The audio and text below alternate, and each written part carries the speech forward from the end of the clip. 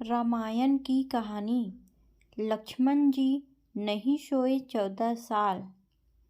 रामचंद्र जी को जब उनके पिता दशरथ राजपाट सौंपने वाले थे, तभी उनकी दूसरी पत्नी कैकेयी को उनकी दासी मंथरा ने खूब भड़काया।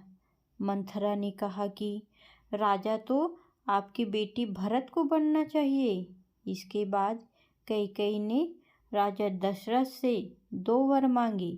पहला, भरत को गद्दी मिलनी चाहिए और दूसरा, राम को 14 वर्ष तक वन में रहना होगा। राजा दशरथ को अपनी पत्नी के वर पूरे करने पड़े। जब रामचंद्र जी वनवास के लिए अयोध्या से निकले, तब लक्ष्मण जी ने भी उनके साथ जाने की इच्छा जाहिर की। लक्ष्मण के वन जाने की बात सुनकर उनकी पत्नी उर्मिला भी साथ जाने की जिद करने लगती है। तब लक्ष्मण अपनी पत्नी उर्मिला को समझाते हैं कि वह अपने बड़े भाई और माँ समान भाभी सीता की सेवा करने के लिए जा रहे हैं।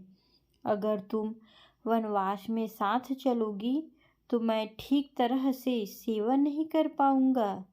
लक्ष्मण के सेवा भाव को देखकर उर्मिला साथ जाने की जिद छोड़ देती है और महल में ही रुक जाती है।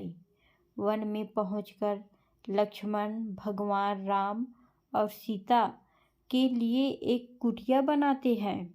जब राम और सीता कुटिया में विश्राम करते थे, तब लक्ष्मण बाहर पहरेदारी करते थे। वनवास के पहले दिन जब लक्ष्मण पहरेदारी कर रहे थे, तब उनके सामने निद्रा देवी प्रकट हुई। लक्ष्मण ने निद्रा देवी से वरदान मांगा कि वह 14 साल तक निद्रा मुक्त रहना चाहते हैं। निद्रा देवी ने कहा कि तुम्हारे हिस्से की नींद किसी और को लेनी होगी। लक्ष्मण कहते हैं कि उनके हिस्से की नींद उनकी पत्नी को दे दे।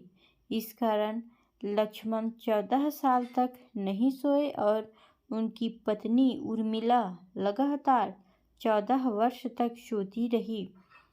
14 वर्ष के बाद जब भगवान राम और माता सीता के साथ जब लक्ष्मण अयोध्या वापस आए, तब नींद की अवस्था में रामचंद्र जी के राज तिलक समारोह में उर्मिला भी उपस्थित थी।